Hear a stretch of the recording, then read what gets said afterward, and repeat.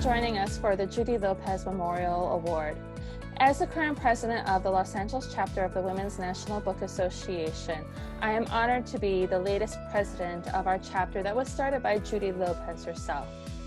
In carrying on that legacy, I look forward to working together to bring programming that is inclusive, valuable, and most of all, fun.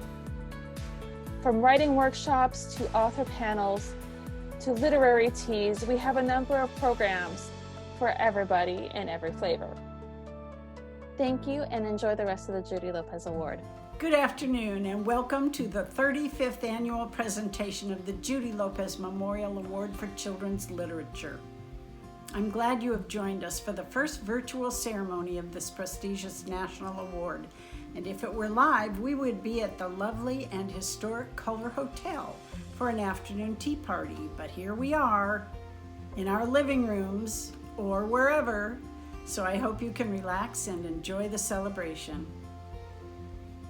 I'm Ruth Light, a longtime member of the Women's National Book Association and a member of the organizing committee for the Judy Lopez Award. I'm here to tell you about Judy Lopez and the history of the award. Judy Lopez was born in Washington State in 1947. She grew up in Washington and in California. And after graduating from University High School in Los Angeles, she married Brett Lopez, and they had a daughter, Coco. Judy immersed herself in the book world, becoming a publisher's representative for Random House all over California. Judy also was one of the first employees for a bookstore where many of you have probably shopped, the legendary independent bookstore, Book Soup. And in 1975, Judy was a founding member of the Los Angeles chapter of the Women's National Book Association. Sadly, Judy died of pulmonary hypertension at the very young age of 38. Her parents decided to honor her life by setting up the Judy Lopez Memorial Foundation to recognize and reward excellence in literature for young readers. Judy's parents were friends with some of the board members of the Women's National Book Association, and so began the connection between the Judy Lopez Memorial Foundation and the LA chapter of the Women's National Book Association. Judy had a brother, Jeff Sato, and Jeff and his wife, Joan, supported and maintained the foundation as Jeff's parents grew older. After Jeff's death, Joan moved the administration of the foundation over completely to the WNBA chapter, and now we, the Women's National Book Association, sponsor and conduct the award event every year. At this point, I thought it would be fun for you all to see up close what the medal for the winning author looks like. It's made of bronze, it's quite heavy, and the young girl on the medal was modeled after Judy's daughter, Coco.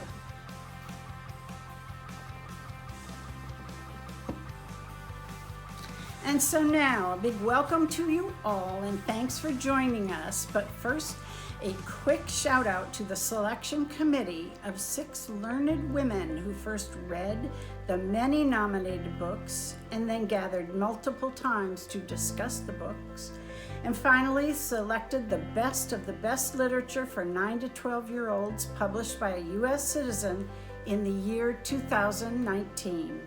Here they are: Gail Kim, Marilyn Taniguchi, Marcy Drexler, Catherine Adams, Sachi Hilson, and Judith Cantor. Yay! The book selection process for the Judy Lopez Memorial Award for Children's Literature has always consisted of 3 things: a committee, book lists, and meetings. The committee is formed of individuals who are willing to give their time and energy to reading and evaluating books.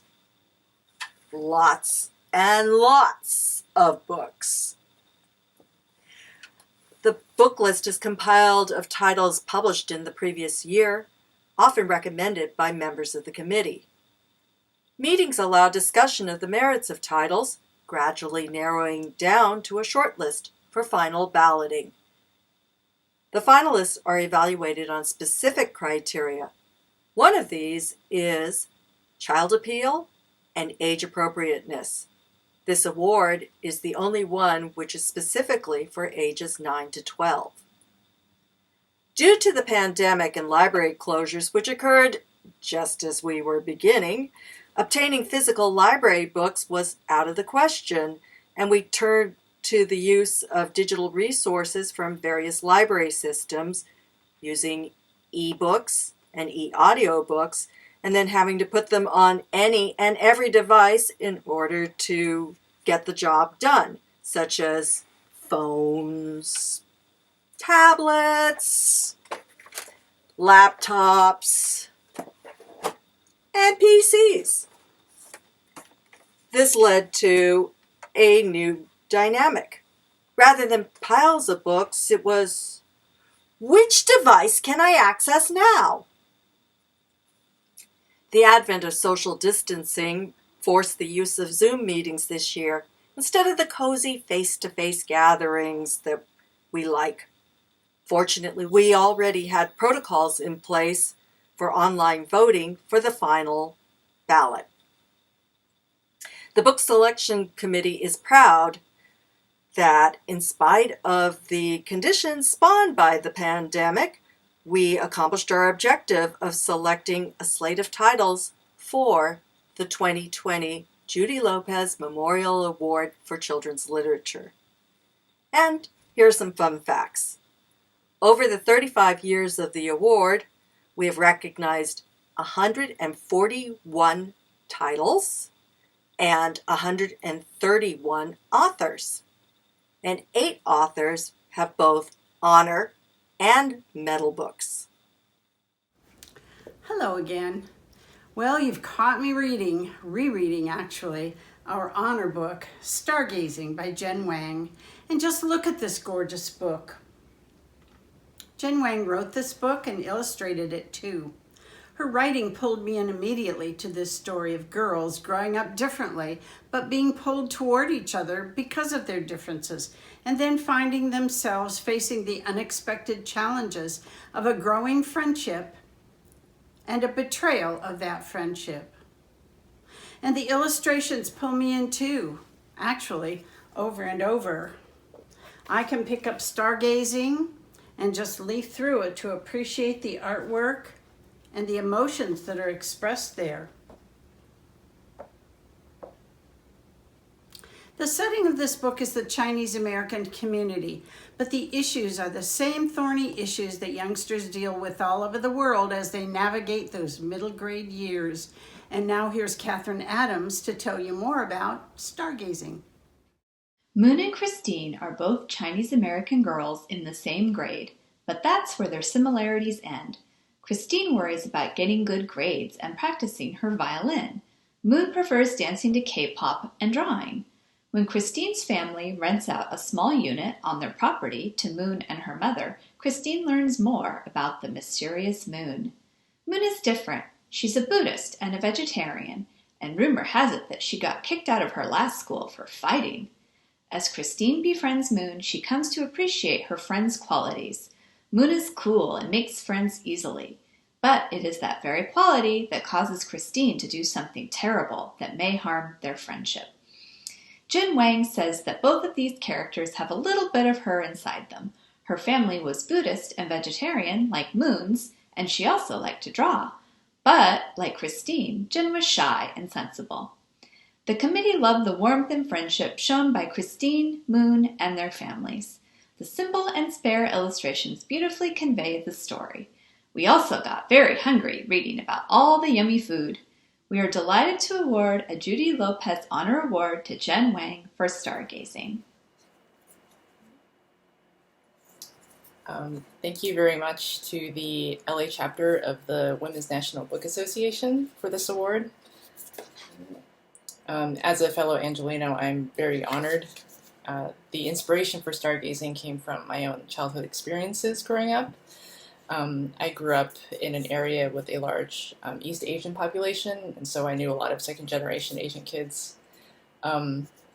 And something that I struggled with for a long time was not knowing how I fit in with the other Asian American kids. Because the more you're seen as being part of a group, the more you obsess over all your differences.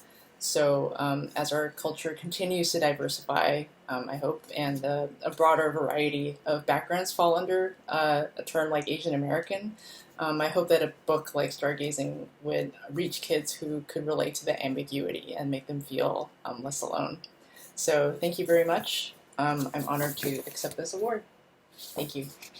And here's another of our honor books, The Line Tender by Kate Allen. Just the title makes you want to pick it up, right? What's a line tender, I wondered when I saw it. I found out what it is in this gentle story about family and loss and recovery. And the story is also about the love of sharks, for goodness sakes. The mother of the main protagonist, Lucy Everhart, studies sharks.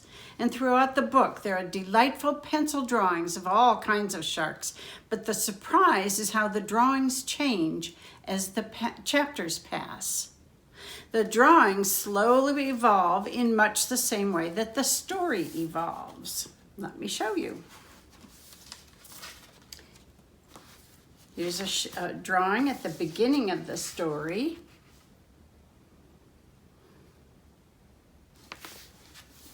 And let me show you one at the end of the book.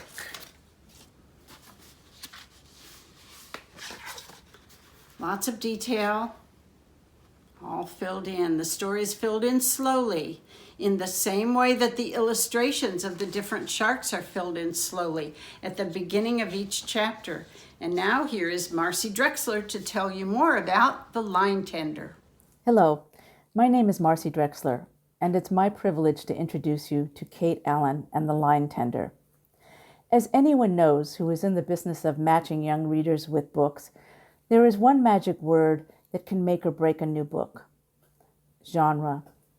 Children are taught in school to ask the librarian for a mystery or fantasy or adventure book. And because librarians don't have time to read everything, and kids often don't have time to browse, we may match a child with a book based on its genre rather than its pure wonderfulness. This tendency to rely on labels like genre may be convenient, even necessary, but it has serious shortcomings. Take a reader who would be smitten by the delights of a late 1990s New England fishing village summer, endless bike rides, quirky but kind neighbors, lobster dinners, a weird drink called Moxie. That reader probably wouldn't think to look for Kate Allen's elegiac debut novel, The Line Tender, under the subject heading Shark Fiction. That's what the Los Angeles Public Library catalog says the book is about, among other things. There are lots of sharks in the book, mostly safely dead, and they are described in scientific yet oddly affectionate detail, like family friends. They virtually swim through the book, in precise, elegant pencil drawings in 2-page spreads at the start of each short chapter. These sharks are less purveyors of mayhem, this is not horror fiction, than objects of intense interest, an interest that comes naturally to our protagonist and narrator, 12-year-old Lucy Everhart. When she finds a photo of her late mother, a shark expert, her face inches away from the terrifying maw of a beached great white, Lucy notes with pride that her mother looks calm and happy. Quote, as if she were posing for a family photo with Dad and me. This made sense, seeing that the shark was dead and, therefore, unable to snap her in half, unquote. Even the term fiction feels inadequate to describe The Line Tender. The delectable aroma of fresh chocolate from the candy factory, the inconvenience of getting your period for the first time, the trauma of unspeakable loss. All of these are experiences which can be all too real. There's no virtual bin into which we can neatly place The Line Tender. Is it a book about science, resilience, grief, old age, first love? If we must come up with some label for the book, The Line Tender is a coming-of-age story. But Lucy Everhart's self-awareness and wry sense of humor, together with Kate Allen's lyrical writing, place the novel among the finest examples of that genre. On the novel's first page, we meet Lucy as a cheerful opportunist with a thoughtful side, as she and her best friend Fred rifle through the coin returns of pay phones in search of change to buy candy with. She confides in us, quote, "Sometimes I wondered if almost 13 was too old to be cleaning out payphones for candy. But no one was watching us, and it was hard to turn down free money," unquote. Lucy is the kind of person you want to spend time with. She is empathetic when the adults around her are helpless. For the sake of scientific research, she will commandeer a harpoon and tag an ocean-going great white shark. And when a lifelong friendship trembles on the brink of turning into something that holds the possibility of an even greater meaning, she is ready. Later, when she needs to be strong, she is. Like all wonderful books, The Lion Tender transcends genre. It is a book for anyone who wants to live more than one life and who gets it that books are the way to do that. Congratulations to you, Kate Allen, 2020 Judy Lopez Memorial Honor Book Award winner.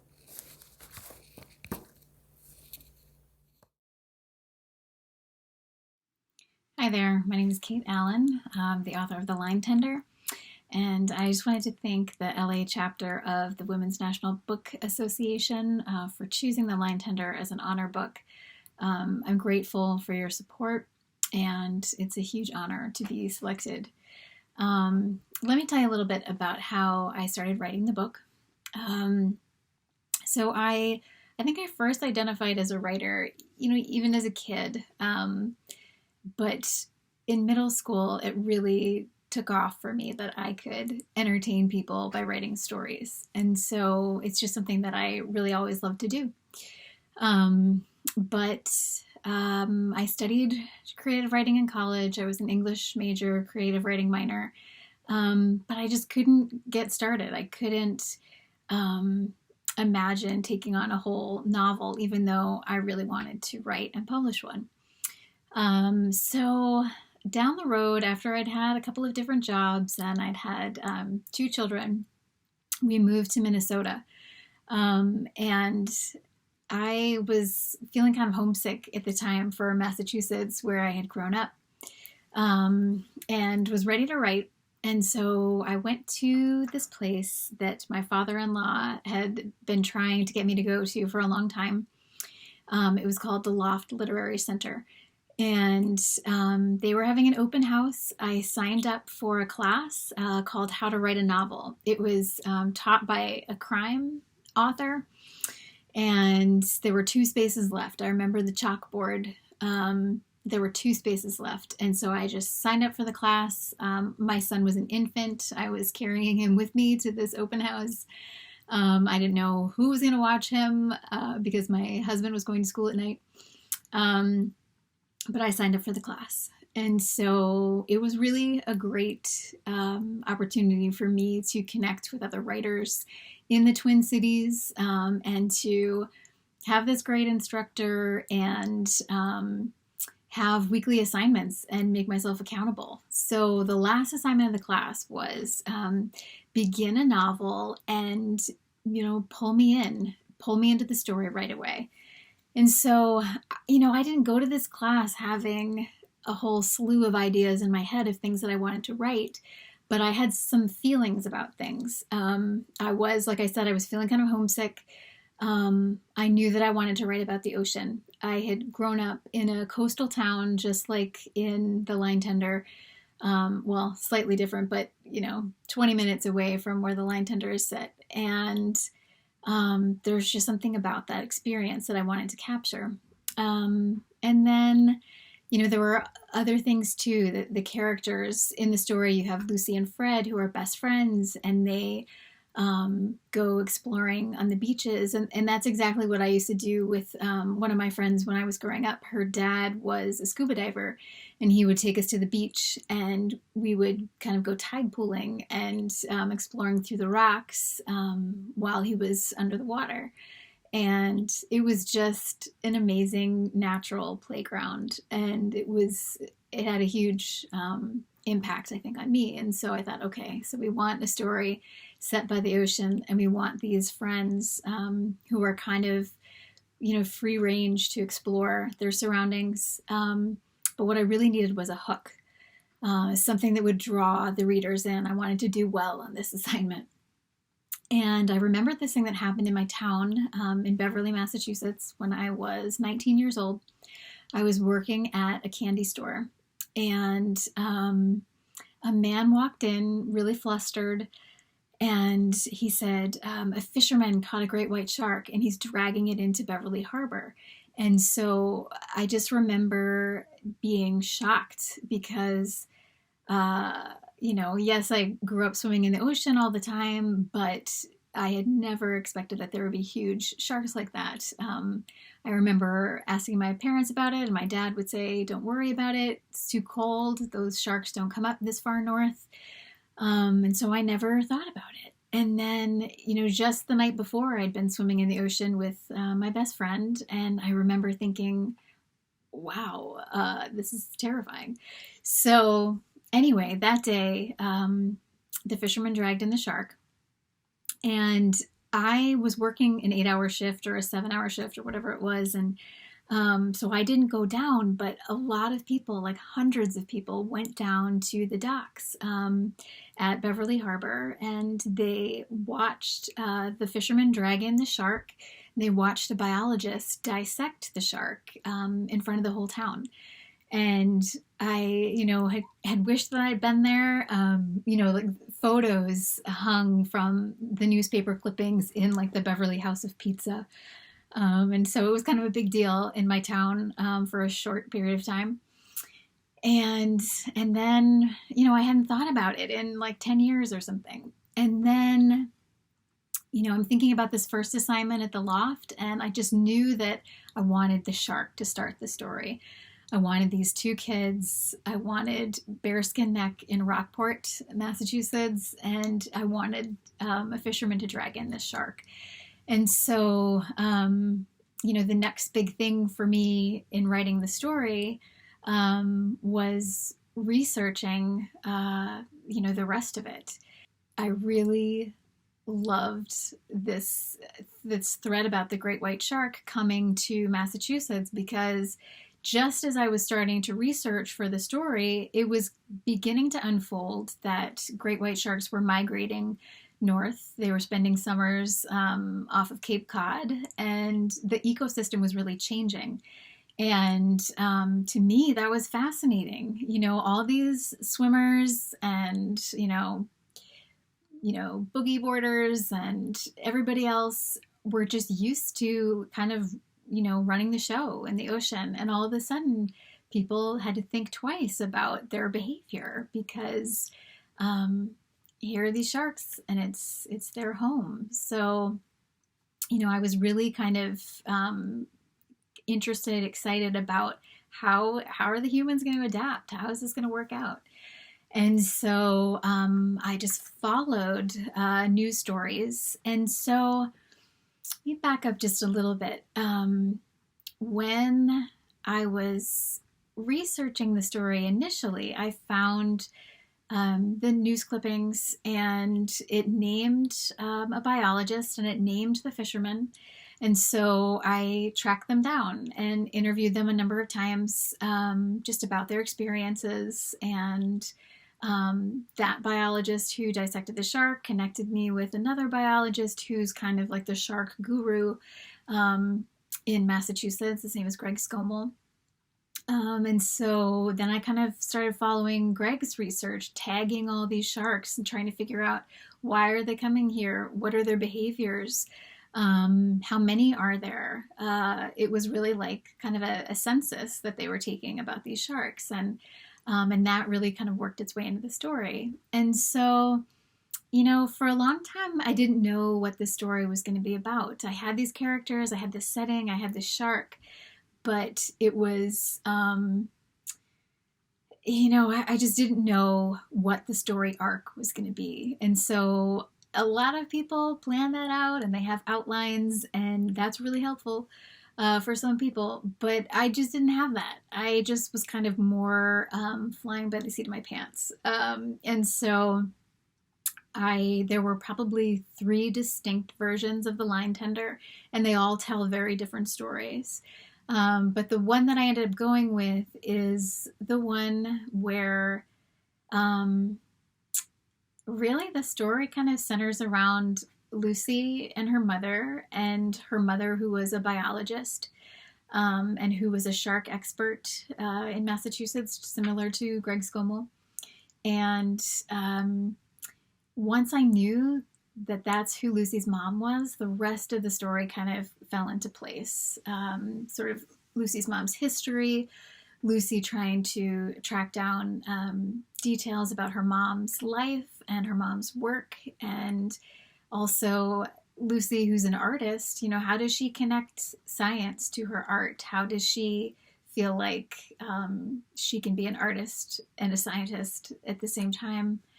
And it's a sad book. I know it's probably not for everybody, but I have to tell everybody, it's a disclaimer. It's a sad book. It's not just about sharks. It's about dealing with grief and the connections that we form with people, and how some of those connections endure forever, even after people die. And I thought about my parents a lot.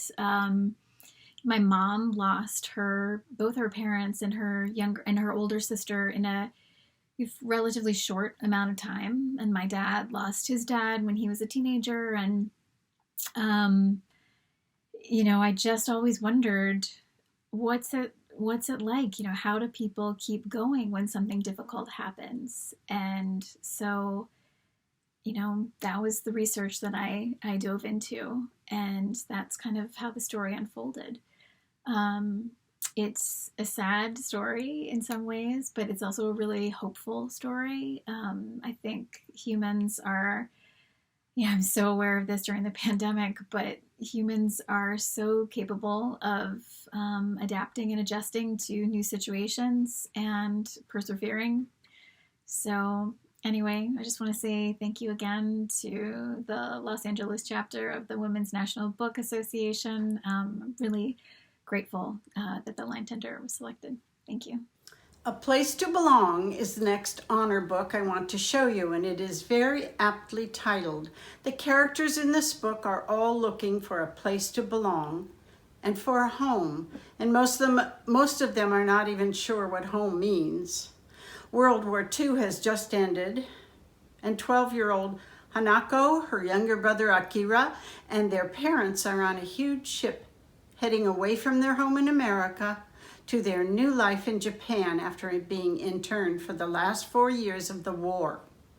Hanako feels unwanted in America and unwelcome in Japan, and we as readers find out not only what an internment camp is like, we find out how life in an internment camp affects Hanako and her family. I love reading historical novels, and I found the information about post-war Japan a fascinating backdrop to this story. Hanako's family is finding their way, putting down new roots, and establishing their new home. And here now is Judith Cantor to tell you more about A Place to Belong. This afternoon I have the pleasure of telling you a bit about Cynthia Kadohata's powerful book, A Place to Belong, which reveals one of the most disgraceful moments in our country's history through the eyes of 12-year-old Hanako.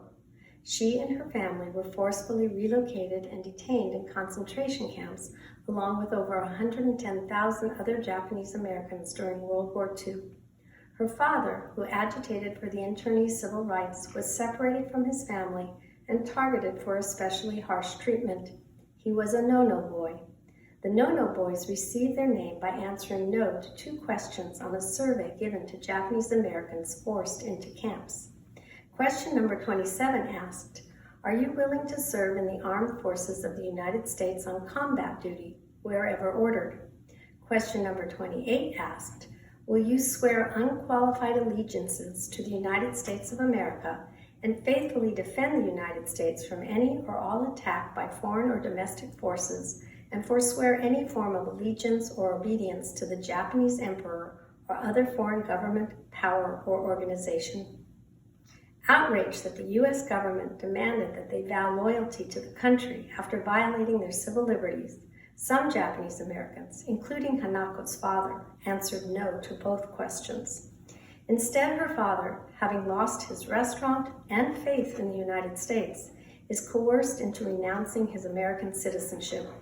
As expatriates, upon release from the camp, they emigrate to his family's farm in Japan outside Hiroshima. There they must face the impact of the atomic bomb and the uncertainty, privations, and suffering of post-war life, including extreme hunger and poverty. Hanako and her brother both struggle to adjust and survive. Hanako is faced with complex moral dilemmas. Should she give food to a starving beggar boy or save it for her own brother? Yet they also meet for the first time in their lives their grandparents, who lavish them with unconditional love and show them their heritage.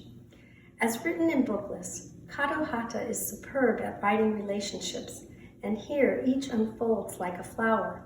Mostly the relationships here are intergenerational, but Hanako also meets a boy scarred from the Hiroshima bomb. The sting and purity of their interactions, as well as the history interwoven there and throughout the novel, make an indelible impression. Another gift from Kadohata to her readers. And so, Miss Kadohata, I want to thank you for the gift of this book and present to you today this 2020 Judy Lopez Memorial Award Honored Book Certificate for A Place to Belong. Hi. Thank you very much for naming A Place to Belong one of the Judy Lopez Memorial Award honor books. All my books mean a lot to me as I'm writing them, but later some of them seem to arrange themselves into a kind of hierarchy in my mind. A Place to Belong has a high place in that hierarchy because it's a story that quite a few older people I've known have actually lived through. By following their conscience and beliefs, 2 shiploads of Japanese American gardeners and flower farmers and insurance salesmen and other everyday people ended up in a devastated nation 5,400 miles away. In this year of strife and unrest and lockdowns, we have all learned firsthand how quickly the world can change, how quickly the firm ground we thought we were standing on can turn to dust. I believe in this world and its fundamental goodness. I take hope in the stories of the people I interviewed for this book. The story of the 21-year-old Japanese American man whose father broke down mentally after the family was sent to Japan. He took over his family for his dad. He had many younger siblings. He stole and cheated and lied to get them food, and today he's a legend among his descendants. He saved his family by becoming someone he never imagined he could be. And when he regained his citizenship, he returned to America and again became the honest man he'd previously been. The story of the young Japanese-American schoolgirl who was shipped to Japan after the war and lived with her grandparents, parents, and siblings outside Hiroshima. Even though she was hungry, she wasn't sad because she said she felt like she was surrounded by love. When her mother got her citizenship reinstated a decade later, this family returned to America, where the schoolgirl, who'd become a young woman, went to medical school and became a doctor. The story of the young Japanese boy separated from his parents after the atomic bomb fell on Hiroshima. He lay on the ground, alone and in pain, and wanted to die. But then he noticed for the first time in his life how bright the stars were and how beautiful. And he decided he would get up the next day to search for his parents. He eventually found them. How many of us have had our lives transformed by the stars? I remember my own childhood in a small town in Arkansas, when my dad would work long hours and my mom, siblings, and I would lie in the backyard during summer nights.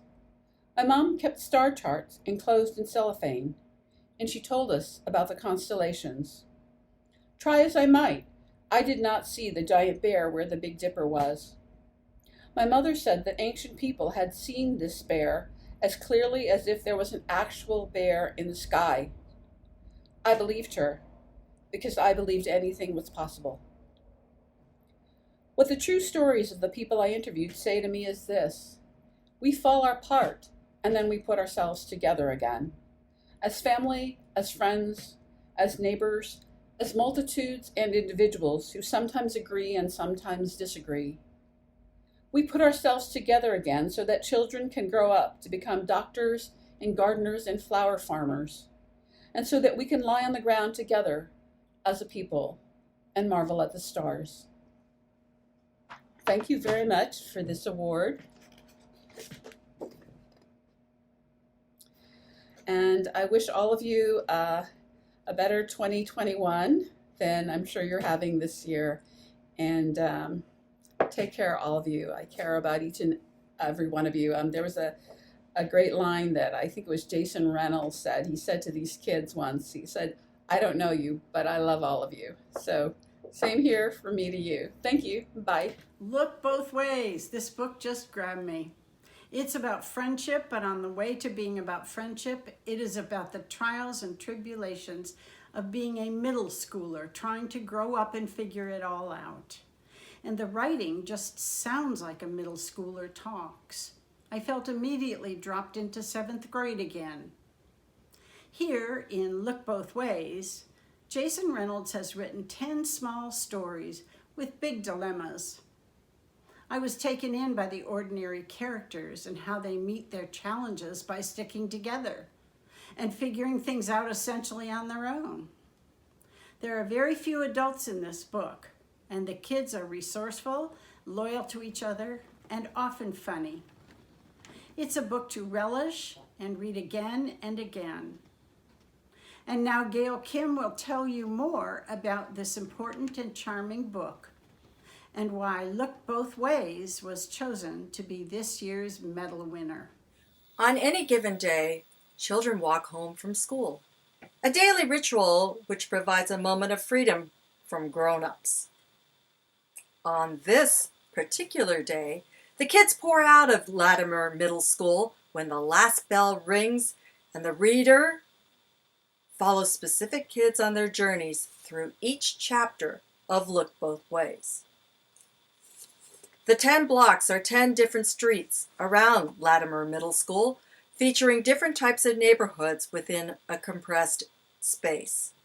These 10 blocks are collectively traversed with different points of view of the same day.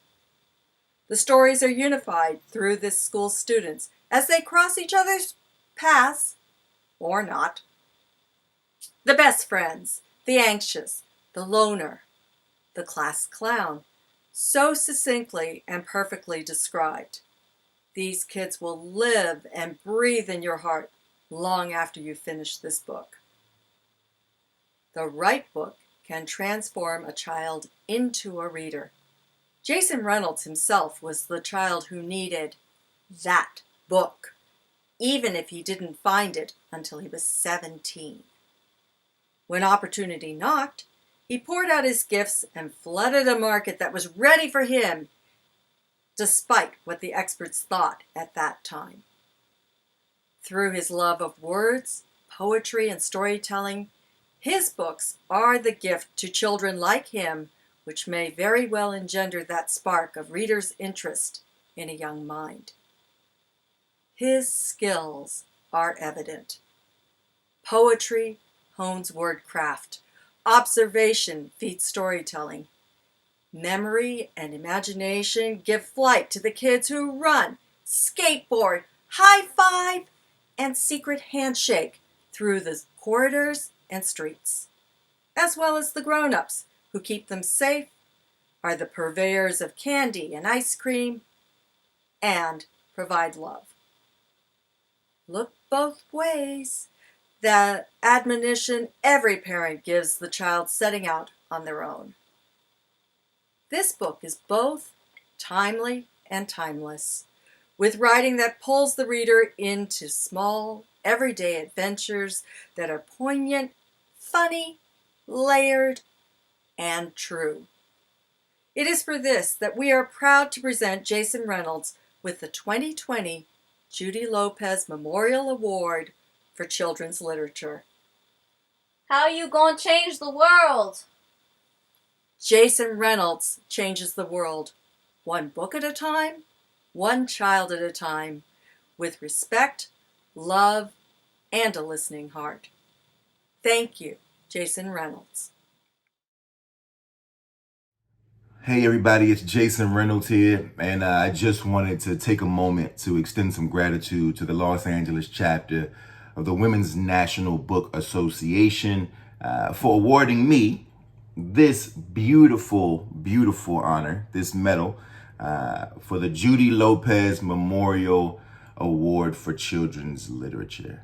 And I, you know, I want to make it clear, and I want to say not just thank you, but also that I don't look at this beautiful medal. I don't look at this as some gold coin to pocket, something to sort of rest on my laurels, something to look at as some kind of totem of success or achievement. Honestly, I look at this as a reminder that there's so much more work to do. This is a catalyst for me to work harder.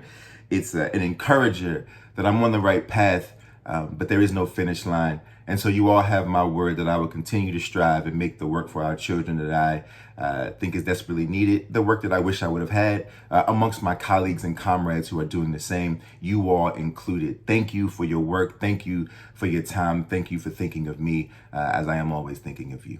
See you soon. Peace. Thanks for joining us today. We enjoyed sharing our celebration with all of you.